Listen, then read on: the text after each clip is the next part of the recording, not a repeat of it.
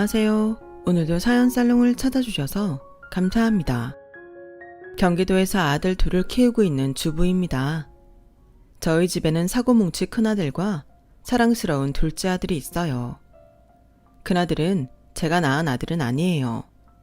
바로 제 남편이거든요. 덩치만 컸지 어찌나 철도 없고 손도 많이 가는지 40도 안 된 제가 흰머리가 날 지경이랍니다.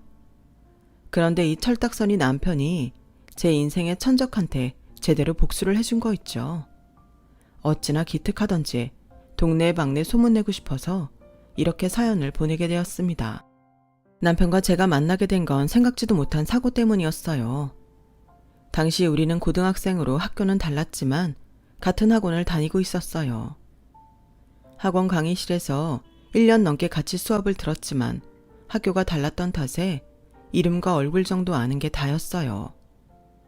말 한 번 섞어본 적이 없을 정도로 서로에 대해 무관심했었죠. 그러던 어느 날이었어요. 평소대로라면 학원에 갈 일이 없는 토요일 오후였지만 그날은 1학기 기말 보충 수업이 있어서 학원으로 향했죠. 정규 수업이 아니다 보니 학원은 한산했어요. 보충 수업이 있는 애들만 나왔거든요. 수업을 마치고 엘리베이터를 탔는데 그게 갑자기 멈춰버린 거예요. 엘리베이터 안에는 저와 남편 단 둘뿐이었죠. 비상벨을 누르고 경비 아저씨한테 엘리베이터가 멈췄다고 얘기했지만 주말이라 수리기사가 늦는다며 1시간쯤 기다려야 한다고 하더군요. 1시간. 생각하기에 따라 길지도 짧지도 않은 시간이지만 저한테는 마음 것보다 더 긴 시간이었어요. 저는 폐소공포증이 있어서 밀폐된 좁은 공간에 오래 있을 수가 없거든요. 속으로 1시간만 참아보자 주문을 외우듯 스스로 설득해 보았지만 5분도 안 돼서 호흡이 빨라지고 온몸에 식은땀이 줄줄 흐르기 시작했어요. 함께 엘리베이터에 갇힌 사람이 침착한 성격의 사람이었다면 좋았겠지만 당시 제 남편은 한시도 가만히 있지 못할 정도로 어수선한 학생이었어요. 아니나 다를까 엘리베이터가 멈추자마자 발로 문을 툭툭 차면서 장난 섞인 목소리로 살려달라고 소리치기 시작했죠. 남편한테 그 순간은 그저 신기한 경험일 뿐이었거든요. 반면에 저는 죽을 것 같은 공포에 휩싸인 인고의 시간이었죠. 이 멍청아 그만 좀 해. 너 때문에 더 무섭단 말이야. 제가 발악하듯 소리를 지르자 그제야 남편은 장난을 멈췄어요.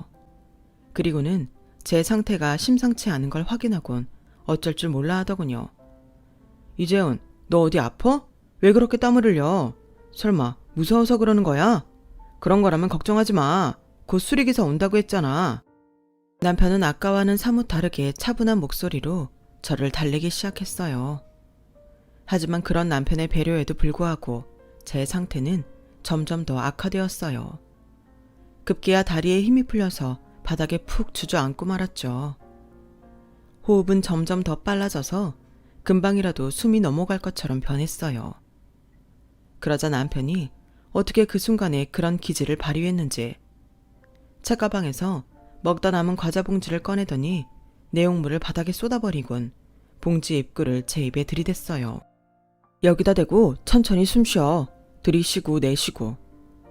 평소 그리 미덥지 않은 남편이었지만 그 순간엔 이거저거 생각할 겨를이 없었어요.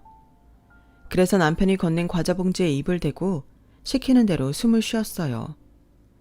들이쉬고 내쉬고 들이쉬고 내쉬고. 남편의 목소리를 따라 호흡을 하다 보니 점차 과호흡이 잦아들고 정상적인 호흡으로 돌아왔어요. 잘했어 이재은. 조금만 기다리면 사람 올 테니까 그때까지만 참아보자. 할 수 있지? 고마워. 근데 넌 이런 거 어디서 배웠어? 아, 그거 예전에 미디에서 봤어. 거기선 종이봉투 같은 걸로 하던데 이 대신 잇몸이라고 과자 봉투도 쓸만하네.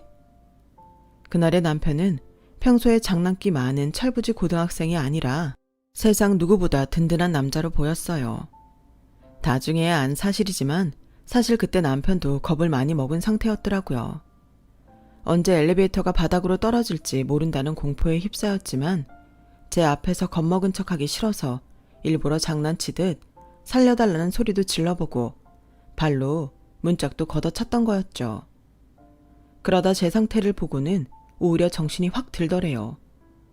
난 그때 당신이 그러다 죽는 줄 알았어. 생각해봐. 안 그래도 무서운데 당신마저 내 앞에서 죽어버리면 난 시체랑 같이 엘리베이터에 갇혀 있어야 하는 거잖아. 생각만 해도 끔찍하더라고. 그러니 어쩌겠어? 정신 바짝 차려야지. 물론 정신이 든 이유가 시체와 한 공간에 있기 싫어서 그랬다는 게 홀딱 깨지만 말이에요. 아무튼 그날 한 공간에서 위험한 상황에 처했던 우리 두 사람은 그날 이후 이전과는 달리 꽤 친해졌어요. 서로 각자의 이상형과는 거리가 멀었지만 이상하게도 이성적으로 호감이 생기기도 했고요. 이런 걸 두고 흔들다리 효과라고 한다더라고요. 심리적으로 긴장한 상태일 때 함께 있는 이성한테 호감을 느끼게 되는 현상이죠. 아무튼 그 일을 계기로 친해진 우리 두 사람은 그의 여름방학이 시작하던 무렵부터 사귀기 시작했어요. 차분한 성격에 소심하기까지 한 저와 ADHD 증후군이 의심될 정도로 산만하고 철이 없는 남편은 누가 봐도 안 어울리는 커플이었어요. 사실 사귀는 동안에도 성격 차이로 엄청 싸우긴 했지만 냉전은 그리 오래가지 못했어요. 저는 평소 화를 잘 내지는 않지만 한번 화가 나면 뒤끝도 길고 화가 풀리기까지 엄청 오래 걸리는 타입인데 제 남편은 저와는 완전 반대거든요. 화도 잘 내고 화도 금세 풀리는 사람이죠. 그러니 화를 내고 있는 저를 가만히 두고 볼 리가 없었어요. 제가 화가 나 있을 때마다 남편은 제게 애교도 부리고 짓궂은 장난을 쳐가면서 어떻게든 저랑 화해를 하고야 말았어요. 그러니 어쩌겠어요. 제가 져주는 수밖에요. 이런 남자랑 오랜 시간을 함께 하다 보니 그 사이 제 성격이 많이 변하긴 했지만 그래도 가끔은 남편의 장난기가 선을 넘는 통에 1년에 한두 번은 말 그대로 개싸움을 벌이기도 해요. 그럼에도 불구하고 결혼까지 이어진 걸 보면 우리가 인연은 인연이었던 모양이에요. 고2 여름부터 사귀기 시작한 이후로 학교도 학원도 같이 다니며 늘 붙어있던 우리는 대학에 입학을 하면서 떨어져 지내게 되었어요. 저는 서울에 있는 대학에 들어갔고 성적이 안 좋았던 남편은 지방에 있는 대학에 들어가게 되었거든요. 그랬더니 어머님이 은연중에 제 탓을 하시더라고요. 재현이 너한텐 좀 섭섭하다 얘. 둘이 그렇게 죽고 못살게 붙어다니더니 공부는 너 혼자만 한 거야. 기왕 공부하는 거 우리 동석이도 좀 끼워주면 좀 좋아. 그랬으면 니들이 이렇게 떨어져 지낼 일도 없었잖아. 엄마, 내가 지방대 간 게 왜 지은이 탓이야. 내가 공부 안 해서 그런 거지. 가만 보면 우리 엄마 나중에 며느리 구박 엄청 하겠어. 벌써부터 이러는 걸 보면. 이놈의 짓이가 오죽하면 내가 이러겠니. 연애는 둘이 했는데 하나는 서울에 있는 대학 가고 내 자식만 지방대 가니까 화딱지가 나서 그러지. 아우 속 터져. 어머님 마음이 이해가 안 가는 건 아니지만 그때는 그 말이 가시처럼 가슴에 박히더라고요. 저라고 남편한테 공부하란 소리를 안 했겠어요. 귀에 딱지가 않도록 말을 했지만 게임에 빠져서는 PC방 죽돌이로 사는 걸 제가 어쩌겠어요. 하지만 어머님 말대로 남편이 지방에 내려가 살게 되니까 아쉬운 건 우리 두 사람이었어요. 이제 겨우 성인이 돼서 둘이 할 수 있는 것도 갈 수 있는 곳도 많아졌는데 만날 시간이 없어서 못하게 됐으니 말이에요. 게다가 남편은 군대까지 가야 해서 도합 6년을 떨어져 지내야 할 판이어서 뭔 수를 내든지 해야 했어요. 생각 끝에 찾아낸 건 편입이었어요. 공부에는 취미가 없는 남편을 어르고 달래가며 공부를 시켰고 군 복무 중에는 주말에 면회까지 가서 편입 준비를 도왔어요. 그리고 드디어 남편이 편입에 성공해 인서울 대학에 들어가게 되었어요. 남편의 편입을 도왔다는 이유로 저는 시댁에서 영웅 대접을 받게 되었죠. 네가 나내는 나내다. 어떻게 우리 동석이를 서울에 있는 대학까지 보내니? 내가 낳은 아들이긴 하지만 그놈이 어디 책상 앞에 앉아야 공부할 놈이니? 그런 걸 편입까지 합격시킨 거 보면 네가 보통 재주가 있는 애가 아니야. 아줌마 눈에는 재현이 네가 강남 쪽집게 강사보다 더 대단해 보여. 재현아, 너 못 갖고 싶니? 말만 해. 아줌마가 다 사줄게. 편입시험에 합격한 사람은 남편이었지만 수고했다는 말을 들은 건 저였어요. 저희 집이 시댁에 비해 한창 기우는데도 결혼을 흔쾌히 허락해 주신 것도 그때의 일이 큰 몫을 했죠. 남편의 성격이나 행동만 봐서는 형제 많은 집 막내거나 외동아들처럼 보이지만 의외로 제 남편은 이남 일녀 중 장남이에요. 어머님 말씀으로는 어릴 때부터 집안 어른들 사랑을 독차지하고 자라서 첫째임에도 철이 덜 든 것 같다고 하시더라고요. 오히려 맞이 노릇을 한 건 시동생이었어요. 형이 변변치 않으니 어릴 때부터 자기가 맞이 노릇을 도맡아 하다 보니 지금에 와서는 습관처럼 굳어버린 거죠. 가끔은 시동생을 볼 때마다 안 됐다는 생각이 들곤 해요. 정작 맞이 노릇을 다 하면서도 맞이 대접은 못 받고 사니까요. 그래서 남편과 연애하던 시절부터 시동생한테 신경을 많이 써주다 보니 시댁 식구들 중에선 가장 편한 사이가 되었어요. 저랑은 성격이 많이 비슷해서 남편보다 잘 통하는 부분이 많다는 것도 이유라면 이유겠네요. 덕분에 결혼 후에도 시동생한테 이런저런 도움을 많이 받았어요. 그래서 지금은 아쉬움이 더 크지만요. 남편보다 먼저 사회생활을 시작하게 된 저는 한동안 소녀 가장 노릇을 해야 했어요. 대학 졸업을 앞두고 아빠가 갑자기 돌아가시면서 많은 것들이 변했거든요. 1년 넘게 투병 생활을 하신 탓에 생활이 많이 어려워졌어요. 전업주부였던 엄마가 일을 시작하기는 했지만 벌이는 시원찮았어요. 나이도 있고 경력도 없어서 회사 취직은 불가능했고 고작 해야 파출 사무소를 통해 식당 설거지나 도시락 공장 아르바이트를 했거든요. 그래서 제 월급은 가뭄에 내린 단비 같은 존재 같았어요. 익숙치 않은 회사 일과 가장의 무게까지 짊어진 저는 한가롭게 연애를 즐길 여유가 없었어요. 하지만 남편은 그런 저를 이해하지 못했어요. 자기랑 놀아주지 않는다고 투정만 부려댔죠. 야, 이재은, 너 좀 너무한 거 아니냐? 취업 준비로 바쁘대서 취직만 하면 나아질 줄 알았더니 어떻게 지금이 더 바쁘냐? 혹시 너 남자 생긴 거야? 그래서 날 찬밥 취급하는 거 아니냐고. 재은이 너 그러는 거 아니야. 취직 좀 했다고 어떻게 사람이 이렇게 변하냐? 이동석, 정신 차려. 내가 지금 연애나 할 정도로 한가한 처지인 줄 알아? 넌 부모님이 주시는 돈으로 학교 다니고 놀러도 다닐 수 있겠지만 난 너랑은 처지가 달라. 내가 벌어서 식구들 먹여 살려야 한다고. 그뿐인 줄 알아? 학자금 대출금도 갚아야 하고 내 동생 등록금도 도와야 해. 남자 생겼냐고? 철딱선이 없는 남자친구 하나로도 이렇게 벅찬데 내가 누굴 더 사귀겠니? 안 그래도 힘들어 죽겠는데 옆에서 칭얼대지 말고 제발 나 좀 내버려둬. 일 때문에 바쁘다는 핑계로 오랜만에 만나서 한다는 소리는 고작 이런 거였어요. 이런 날이 이어지다 보니 둘 사이는 소원하게 되었고 그러다 결국 남편과 헤어지게 되었죠. 오랜 시간을 함께 했지만 헤어지는 건 한순간이더군요. 그때는 이별의 아픔이고 뭐고 생각하며 힘들어할 겨를도 없었어요. 사는 게 더 절실했으니까요.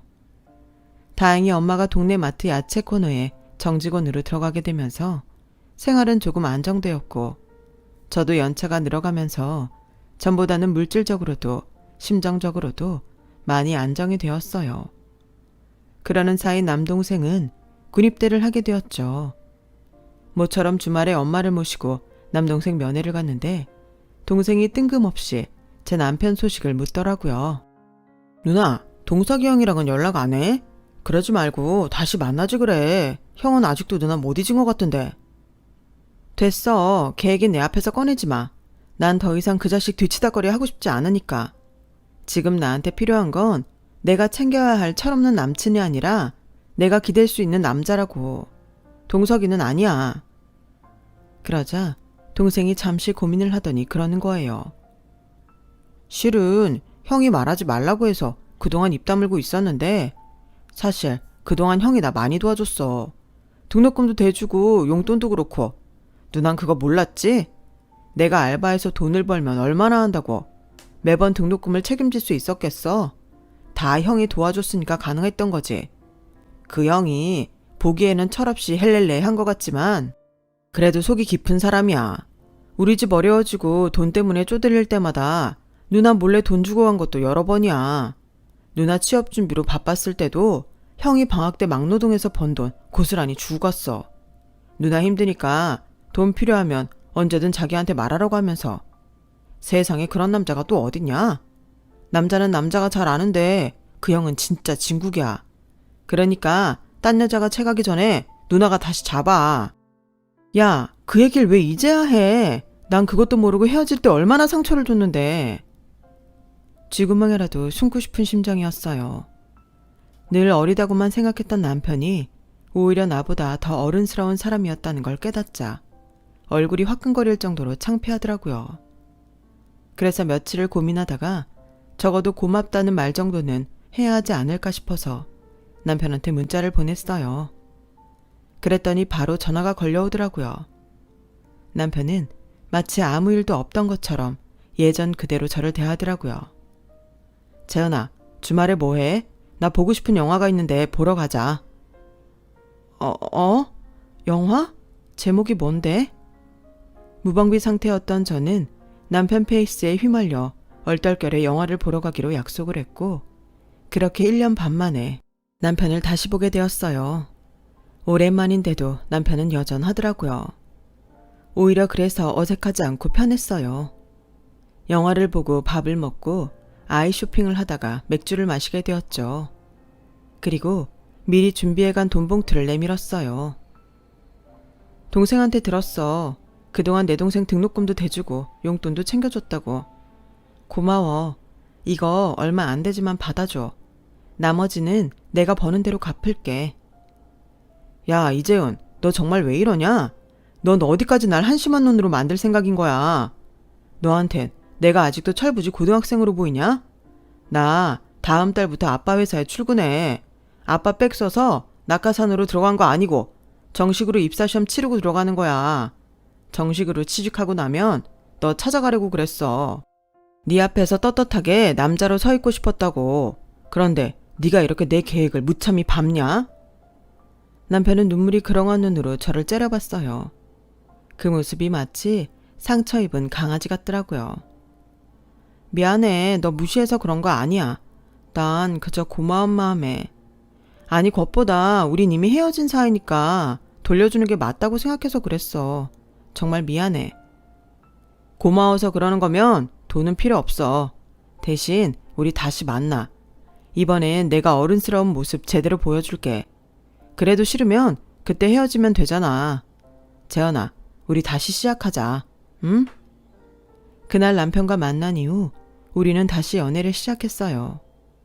어른스러운 모습을 보여주겠다던 남편은 여전히 철없는 모습 그대로였지만 그래도 이 세상에 내가 기댈 수 있는 유일한 사람 같다는 생각은 지울 수 없었어요.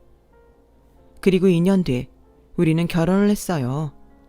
저희 집 사정을 생각해 시댁에서 도움을 많이 주셨어요. 덕분에 크게 무리하지 않는 선에서 결혼 준비를 할 수 있었죠. 결혼을 하고 이듬해 저는 임신을 했는데 임신 중독으로 몸이 많이 안 좋아서 회사를 그만둘 수밖에 없었어요. 어렵게 들어간 회사였지만 그땐 그게 최선이었죠. 출산 후에는 육아를 하느라 1년간 전업주부로 살았어요. 남편과 시댁에선 이참에 일 그만두고 육아랑 살림을 하라고 했지만 그럴 수 없는 이유가 있었어요.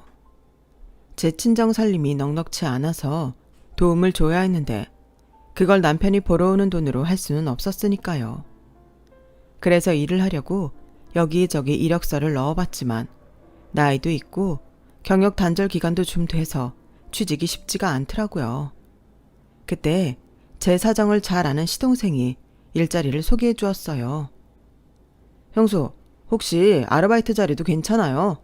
제 여자친구네 회사에서 3개월 정도 업무 보조해 줄 사람을 찾는다고 하는데 한번 해보실래요? 나야 좋죠. 내가 지금 찬밥 더운 밥 가릴 처지가 아니거든요. 그렇게 저는 미래의 동서가 다니는 회사에 나가게 되었고 그곳에서 동서의 실체를 어렴풋이 알게 되었어요. 동서는 그 회사 대리였는데 사람이 싹싹하고 외적으로 화려한 사람이더라고요. 여러 사람들과 사이도 좋은 것 같았고요. 그런데 한 달이 넘어가니까 동서가 그리 좋은 사람은 아닐지 모른다는 생각이 들더라고요. 다년간 회사 생활을 했던 제 눈에는 동서의 본 모습이 언뜻 비쳤거든요. 앞에서는 웃는 얼굴인데 가끔씩 싸늘해지는 눈빛이 마치 겉과 속이 다른 사람 같았어요. 남들 앞에서 싫은 소리 잘 안 하고 빵긋빵긋 웃는 것 같지만 남의 공적을 가로채고 자기 라이벌을 은근히 따돌림하는 나쁜 버릇도 있더라고요. 시동생은 동서의 저런 본 모습을 알까 하는 생각이 들 정도로 저한테 있어서 동서의 인상은 별로였어요. 3개월간의 알바를 마칠 무렵 운 좋게 저는 재취업을 할 수 있었어요. 전에 다니던 회사만큼의 연봉은 아니었지만 그래도 다시 일을 할 수 있다는 거에 만족할 수준은 되었죠. 아르바이트를 할 때부터 아이는 시어머님이 봐주고 계셔서 다른 주부들처럼 애 맡길 곳 찾아 전전긍긍하지는 않아도 됐어요. 그렇게 새로운 회사에 적응을 해 나가던 무렵 시동생은 결혼을 하게 되었어요. 동서 회사에서 알바를 마친 뒤 솔직히 동서가 마음에 안 들었던 저는 그 결혼이 탐탁치 않았어요. 하지만 어쩌겠어요. 남녀 사이에 괜히 끼어들었다가 잘못되기라도 하면 제가 모든 책임을 뒤집어 쓰게 되는 걸요. 잘 되면 그건 그거대로 또 문제고요. 어차피 누가 들어오든 서로 적응하는 데는 시간이 걸리니까 차라리 내 할 도리만 잘하며 선을 지키는 게 낫겠다 싶었어요. 그런데 이런 안일한 생각이 제 발등을 찍게 될 줄 누가 알았겠어요. 이미 고등학생 때부터 시댁 식구들과 알고 지낸 저와는 달리 동서는 이제 막 식구들과 알아가기 시작하는 단계였어요. 그래서 어떻게든 잘 보이려고 노력하는 게 보이더라고요. 물론 저한테도요. 그런데 스스로 자기 존재를 알리면 될 걸 굳이 저를 끌어들여 상대적인 존재 부각을 꾀하더라고요. 한마디로 저한테 똥물을 뒤집어 씌운 뒤에 자기가 깨끗하다는 걸 과시하는 거였죠. 그동안 비교되는 며느리가 없었던 탓에 마음 놓고 지내던 저는 이런 동서의 성격 때문에 육체적으로도 정신적으로도 많이 피곤하게 되었어요. 동서는 시부모님께 잘 보이려는 욕심에 톡하면 저와 시댁 식구들 사이를 이간질했어요. 제가 억울함을 호소하면 오히려 저를 이기적이고 속 좁은 사람으로 몰아갔죠. 이런 식으로요. 언제까지고 시어머니한테 저희 애를 맡길 수가 없어서 애가 새돌이 되던 해 집 근처 어린이집에 아이를 등록시켰어요. 그동안 매달 어머님께 따로 용돈을 드리기도 했지만 그래도 감사의 뜻으로 제대로 된 선물을 해드리고 싶어서 아버님과 함께 가시라고 동남아 패키지 여행을 신청해드렸죠. 그랬더니 동서가 시댁 식구들 앞에서 대뜸 이러는 거예요. 어머 형님, 요즘 누가 동남아 여행을 가요? 동남아 패키지 상품은 싸구려라는 인식이 있어서 요즘은 이런 거 선물 안 하는데? 유럽 패키지라면 모를까? 물론 형님이 몰라서 그런 거지 싸서 산 거는 아니겠지만요. 그쵸 어머님? 시작도 하기 전에 초를 친 탓에 기껏 들떠있던 시어머니 표정이 떨떠름해졌어요. 그 바람에 저는 수습을 하려고 일단 나섰어요. 이거 일반 패키지 아니고 5성급 리조트 패키지라서 괜찮은 상품이에요. 가보시면 좋아하실 거예요. 제 친구 부모님도 이 상품으로 환갑 기념여행 가셨는데 좋았다고 하시더라고요. 호모 형님, 그분들 수준이랑 우리 어머님 수준이 어디 같나요? 형님은 어머님 수준을 너무 아래로 보신다. 나라면 우리 애 봐주신 어머님한테 선물을 한다면 적어도 스위스 여행 정도는 보내드릴 텐데 요즘 스위스 여행이 대세잖아요. 어머님도 스위스 좋아하시죠? 현빈이랑 손예진처럼 거기서 아버님이랑 여행하시면 좋을 텐데. 정말 바늘이라도 있으면 저 입을 꿰매버리고 싶었어요. 그런데 동서보다 더하면 더했지 절대 덜하지 않은 복병이 제 옆에 있다는 사실을 제가 깜빡했더라고요. 바로 제 남편이었죠. 에이, 우리 엄마랑 아빠는 영어 못해서 거기는 안 돼. 동남아 정도가 딱이지. 스위스는 무슨. 이놈의 인간은 하필 그 순간에 쓸데없이 주둥이질을 해서는 어머님 화만 더 돋우지 뭐예요. 결국 시어머님은 화가 잔뜩 나셔서 영어도 못하는 주제에 해외여행은 무슨 해외여행이냐며 안 가시겠다고 하셔서 패키지 여행 상품권은 환불 처리하게 되었어요. 집에 돌아온 저는 남편한테 화를 냈죠. 야, 너 때문에 이게 뭐냐? 기껏 준비한 선물인데 어머님 화만 나게 만들었잖아. 남편이라는 게 도움은 못 줄 망정 이렇게 초를 치냐?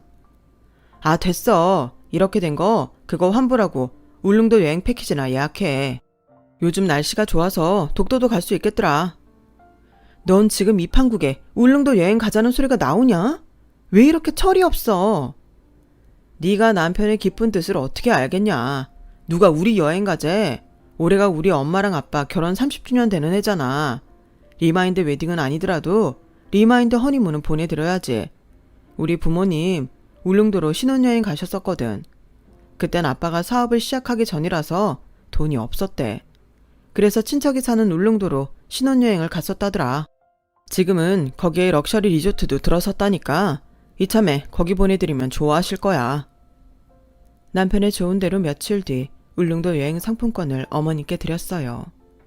휴대폰으로 남편이 말한 리조트도 보여드렸더니 엄청 좋아하시더라고요. 이렇게 남편 덕분에 여행 문제가 일단락되자 그제야 뒤늦게 화가 치밀더라고요. 여우 같은 동서 때문에요. 이걸 가만히 뒀다간 사사건건 이번처럼 나올 텐데 초장에 잡아놔야 되나 고민이 되었죠. 하지만 이런 제 생각은 애초에 잘못된 거였어요. 저는 동서 상대가 안 됐으니까요. 애초에 잔머리도 못 굴리고 빈말도 잘 못하고 사람 비위 맞추는 재주도 없는 제가 무슨 수로 동서를 이기겠어요. 매번 시도를 했다가 동서한테 깨지기 일쑤였죠. 그렇게 동서 손바닥 안에서 놀아나던 제게 복수의 기회가 찾아온 거예요. 시아버님 환갑을 보름 앞둔 상황이었죠. 동서가 시집 온 후 처음 있는 집안 행사라 동서랑 상의해서 일을 진행하려고 전화를 했어요. 동서, 다음 달 중순이 아버님 환갑인 건 알고 있지? 두 집이 반반 내서 준비하면 어떨까 생각하는데 동서는 어때? 뭐 그러세요. 장소를 몇 군데 찾아봤는데 링크 보낼 테니까 한번 보고 어디가 좋을지 말해줘. 형님, 그건 너무 식상하지 않아요? 그리고 기왕 환갑잔치 해드리는 거 정성이 들어가면 좋잖아요. 업체 이용하는 건 너무 성의 없어 보이지 않나? 저야 시집 온 지 얼마 안 돼서 상관없지만 형님은 그동안 시댁에 신세진 것도 많잖아요. 이럴 때 점수 좀 따야 하지 않겠어요? 어머님이 말씀은 안 하시지만 형님한테 서운한 것도 많아 보이시던데? 그래? 그럼 동서는 어떻게 하면 좋을 것 같은데? 제가 그렇게 묻자 동서는 미리 준비해둔 답안을 제시하듯 즉각 대답을 하더라고요. 우리 동네 잔치 한번 하죠. 형님이랑 제가 직접 음식해서 보란 듯이 항상 차려드리자고요. 말이 쉽지 동네 잔치라니. 그것도 살림에 능숙치 않은 여자들 둘이 말이죠. 동서 말이 혹해서 그렇게 하자고 하긴 했지만 전화를 끊고 나서부터 태산 같은 걱정이 몰려왔어요. 이거 너무 일이 커진 거 아닌가 싶었거든요. 동네 잔치를 열어보기는커녕 참석도 해본 적 없는 저는 인터넷 서핑을 통해 준비할 것들을 알아보고는 눈가가 퀭해졌어요. 이래서 사람들이 돈 써가며 업체에 맡기는 거구나 하는 생각이 들었거든요. 저는 그때 동서의 말을 듣지 말았어야 했어요. 동네 잔치를 벌이겠다는 말에 부모님은 뭘 그렇게까지 하냐고 하시면서도 은근히 좋아하시더라고요. 울릉도 여행 때도 그랬지만 저희 시부모님은 돈보다는 정에 이끌리는 분들이라 자식들이 당신을 위해 무언가 준비한다는 것만으로도 행복해 하셨어요. 더군다나 동서가 옆에서 엄청 펌프질을 해댄 탓에 시부모님의 기대감은 하늘을 찌르게 되었죠. 그 준비를 맡은 저는 급속히 늙어갔지만 말이죠. 그렇게 팔자에 없는 동네 잔치를 준비하는 동안 시간은 흘렀고 잔치를 며칠 앞둔 날이었어요. 그동안 준비한 것들을 점검하고 부족한 장을 더 봐야 해서 동서한테 전화를 걸었어요. 그랬더니 동서가 울먹이는 목소리로 친정 아버지가 쓰러지셔서 고향에 내려가는 중이라는 거예요. 시동생은 직장 때문에 혼자 내려간다고 하더군요. 동서, 너무 걱정하지 마. 괜찮으실 거야. 일단 여기 일은 내가 알아서 해볼게. 형님, 정말 죄송해요. 제가 잔치 전날엔 서울 올라가니까 그때 가서 도울게요. 그렇게 전화를 끊은 뒤 환갑 전날이 되도록 동서는 연락이 되지 않았어요. 시동생한테 물었더니 의아한 표정으로 그러는 거예요. 장인어른이 쓰러지셨대요. 저한텐 해외 출장이 잡혀서 일본에 간다고 그랬는데요. 네? 아니, 그게 무슨 소리예요? 출장이라뇨? 나한테 분명히 친정 아버지가 위독하시다고 했는데? 그럼 동서는 언제 온대요? 그 사람 말로는 아버지 환갑 당일은 올 수 있을 거라고 했어요. 자기가 출장 전에 잔치 준비는 미리 다 끝내놔서 그때 와도 별 문제 없을 거라고요. 다 끝내기는 개뿔. 음식 준비는 전날부터 시작해서 당일까지 해야 하는 것들이라 시작도 안 했는데 끝내긴 뭘 끝내요. 속에서 천불이 나고 일을 망치면 어쩌나 하는 생각에 심장이 요동을 치더라고요. 그런 저를 보던 남편은 베란다로 나가 어딘가로 전화를 걸기 시작했어요. 제 속도 모르고 베란다에서 깔깔대고 웃고 떠들기를 한참 하던 남편은 통화를 마치고 개운한 표정으로 그러더군요. 재은아, 넌 신랑 잘 고른 줄이나 알아. 그게 뭔 소리야. 난 지금 머리가 깨져 나갈 지경인데. 암튼 그런 줄이나 알라고.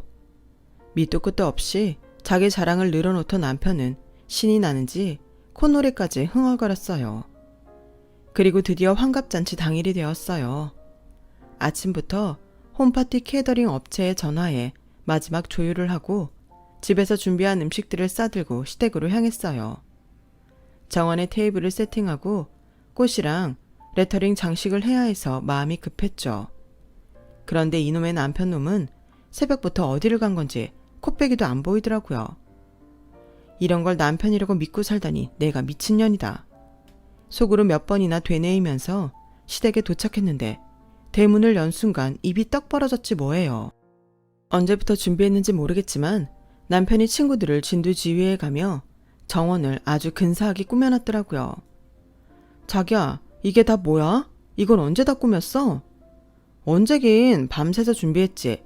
참, 자기가 주문해둔 답례 선물에 스티커도 다 붙여놨으니까 걱정하지 마. 당신은 캐더링 업체에 오면 음식 세팅만 해줘. 평소 믿음은커녕 사고나 치지 않으면 다행이라고 노래했던 남편은 일당백 노릇을 하며 잔치 준비를 완벽하게 끝내주었어요. 친구들을 불러 전날 밤부터 정원을 꾸미고 스티커를 붙이고 동네 분들한테 손수 준비한 잔치 전단까지 뿌렸더라고요. 덕분에 아버님의 환갑잔치는 그 어떤 잔치보다 완벽하게 진행이 되었어요. 모두가 만족하는 순간이었죠. 딱 한 사람만 제외하고 말이죠. 잔치 준비가 다 끝나고 뒤늦게 캐리어를 끌고 나타난 동서는 출장 때문에 늦었다며 온갖 피곤한 척을 다 했어요. 어머님, 아버님 죄송해요. 출장 때문에 늦었어요. 그래도 출장 가기 전에 제가 엄청 준비해놔서 잔치하는 데는 지장은 없을 거예요. 저 출장 가기 전까지 그거 준비하느라 얼마나 고생했나 몰라요. 일일이 업체에 전화해서 지시하고 진행 상황 메일로 받고 말도 못하게 바빴어요. 덕분에 준비는 제대로 된 것 같네요. 동서는 말은 그렇게 하면서도 트집 잡을 구석이 없나 준비한 잔치 음식과 진행 상황을 살피더라고요. 아니나 다를까 구석에 놓인 개떡을 보고는 대뜸 이러더라고요. 어머 형님, 이건 뭐예요? 요즘 누가 이런 걸 먹는다고 잔치상에 개떡을 놔요? 게다가 개떡 꼬라지가 이게 뭐야? 어디서 만들다 만 걸 가져온 것처럼. 어머님, 이건 빼죠. 창피하게 이런 걸 어떻게 손님들 앞에 내놔요. 동서는 호기롭게 개떡을 담은 트레이를 집어들었어요. 그러자 시어머님 얼굴이 울그락불그락해졌고 이를 본 아버님은 동서 손에서 트레이를 뺏어선 다시 제자리에 두셨어요. 다른 건 몰라도 이건 건들지 마라. 내가 좋아한다고 네 시어머니가 직접 쑥까지 뜯어다 손에 물이 들도록 다듬고 씻어가며 손수 만든 음식이다. 네 눈에는 하찮게 보일지는 몰라도 여기에 들어간 정성은 돈으로도 못 사는 거야. 업체에 전화통화 몇 번 했다고 일 다 한 것처럼 생색내는 너는 잘 모르겠지만 말이다. 근데 둘째 아가 네 말로는 사람을 속일 수 있을지 모르겠지만 눈으로는 못 속일 모양이다. 어떻게 일본으로 출장 간 애가 캐리어엔 방콕 수화물 딱지를 붙이고 있냐? 왜? 시애비가 영어 못한다고 읽는 것도 못할 줄 알았니? 나이가 들면 말이다. 눈은 침침해져도 사람 보는 눈이 더 또렷해지는 법이다. 그간 네가 식구들 앞에서 그네를 은근히 망신 주려고 했던 거 우리가 모를 거라고 생각하니? 시간이 지나면 잘못을 깨닫고 변하겠지 싶어 두었는데 이젠 안 되겠구나. 앞으로 한 번만 더 큰애한테 함부로 굴면 그때 네 친정으로 돌려보낼 테니 그렇게 알아라. 그리고 큰애야, 이번에 잔치 준비하느라 고생 많았다. 못난 내 아들놈 데리고 살아주는 것도 고마운데 시집와서 이날이 때까지 시부모 챙기고 시동생의 시누이까지 챙기느라 고생 많았지. 내 그 보답으로 너한텐 선물을 해주마. 아버님이 제게 주신 선물은 다름 아닌 땅이었어요. 앞으로 가격이 많이 오를 거라시며 절대 팔지 말고 10년은 묵혀두라고 하시더군요. 그날 아버님의 환갑잔치는 무사히 잘 치를 수 있었고 그날을 기점으로 동서는 제 앞에서 꼬리를 내리게 되었어요. 출장을 간다고 해놓고 친구들과 태국으로 여행을 간 사실까지 밝혀지면서 집안에서 동서의 입지는 손바닥보다 좁아졌거든요. 반면에 저는 효부 소리까지 듣게 되었고요. 게다가 이번 일로 남편에 대한 애정까지 활활 타오르면서 둘째 준비에 힘쓰고 있답니다. 철없는 남편과 살면서 속 썩을 일도 많았지만 이렇게 행복할 날도 있는 거 보니 제 인생도 제 남편을 닮은 것 같네요. 지금까지 제 사연을 들어주셔서 감사합니다. 여러분의 일상도 소중한 가족들과 행복하시길 진심으로 바랍니다. 건강하세요. 여러분, 사연 댓글에 응원과 현명한 조언 부탁드려요. 좋아요와 구독은 저에게 큰 힘이 됩니다. 오늘도 좋은 일 가득하세요.